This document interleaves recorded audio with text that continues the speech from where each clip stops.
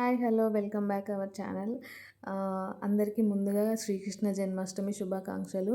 So, ఈరోజైతే మా పిల్లలకి ప్రోగ్రామ్స్ ఉన్నాయి.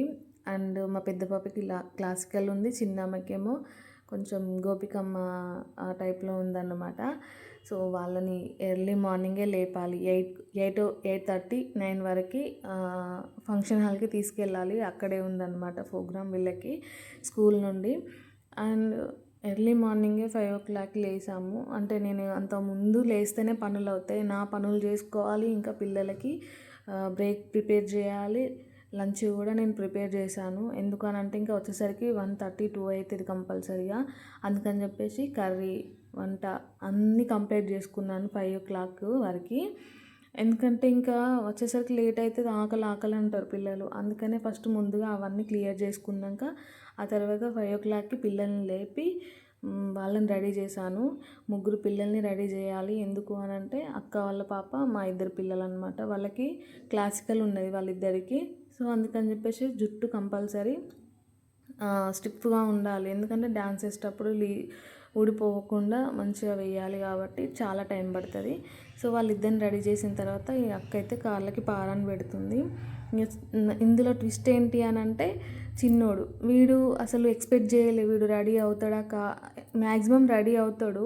చాలా ఓపికతో రెడీ అవుతాడు. కానీ మాకు చాలా ట్విస్ట్ ఇచ్చిందనమాట. అసలు గోపికమ్మ వేషం వెయ్యా అని ఏడుస్తుంది. రెడీ అమ్మంటే రెడీ అవ్వట్లేదు. చున్నీ వేసుకోమంటే వేసుకోవట్లేదు. అసలు ఏమీ రెడీ అవ్వలేదు. చాలా చిరాకు పెట్టింది. ఇంకా మా పెద్ద పాప వీళ్ళందరినీ నేను కంప్లీట్గా రెడీ చేశాను. ఎందుకంటే ఇంకా వాళ్ళదే ఫస్ట్ సాంగ్ అన్నమాట. సో, అందుకని చెప్పేసి వాళ్ళనైతే తొందరగా రెడీ చేశాను. ఇంకా అది అస్సలు రెడీ అవ్వలే. పారాణి అయితే పెట్టుకున్నది.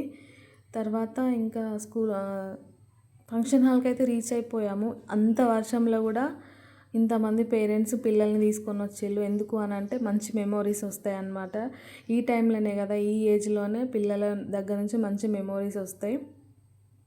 సో, ఇక్కడికి వచ్చిన తర్వాత కూడా మా ఆయన ట్రై చేసిండు రెడీ చేద్దామని చెప్పేసి. అస్సలు అవ్వలేదు ఆమెతోని. లాస్ట్కి ఇంకా మేడంకి అప్పచెప్పినాం. ఏమని రెడీ చేయండి మేడం అని అంటే ఏడుస్తూ ఉన్నా కూడా రెడీ చేసింది. మాకు అస్సలు మంచిగా అనిపించలే. ఆమె ఎంత ఏడుస్తుందో అని చెప్పేసి అదే మనసులో ఉండే. కాకపోతే మేడం దగ్గరికి వెళ్ళిన తర్వాత సెట్ అయిపోయింది అంతా. అందరికి ట్విస్ట్ ఇచ్చింది అన్నమాట. అంతగానం ఏడ్చిన ఆమె స్టేజ్ మీదకి వెళ్ళిన తర్వాత అదొక్కతే డ్యాన్స్ వేసింది. ఎవరు వేయలేదు దాని పక్కన ఉన్న వాళ్ళు. సో, ఇంకా ఫైనల్గా మా పెద్ద పాప అయితే డ్యాన్స్కి స్టార్ట్ అవుతుంది. ఆమెది నెక్స్ట్. ఇప్పుడైతే మేడం కృష్ణునికి పూజ చేస్తుంది అన్నమాట. ఎవ్రీ ఇయర్ ఒక గెస్ట్ వచ్చేవాళ్ళు, కానీ ఈసారి ఎవరు రాలేదు. సో, వీళ్ళే పూజ చేశారు. చాలా వర్షం పడుతుంది ఇవాళనైతే. అసలు ఎంత వర్షం అంటే చాలా వర్షం. అసలు ఈ ప్రోగ్రామ్ మంచిగా సక్సెస్ అవుతుందా కాదా అనుకున్నాం, కానీ పేరెంట్స్ అందరు ఫుల్ సక్సెస్ చేసిర్రు.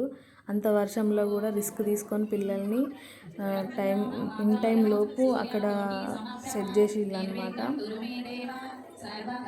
సో, ఇక్కడనైతే స్పీచ్ ఇస్తుంది మేడం. అదే చెప్తుందన్నమాట. ఇంత వర్షంలో కూడా పేరెంట్స్ సపోర్ట్ లేనిది మేము ఇంత సక్సెస్ఫుల్ చేయలేకపోయినాం అని చెప్పేసి చెప్తుంది.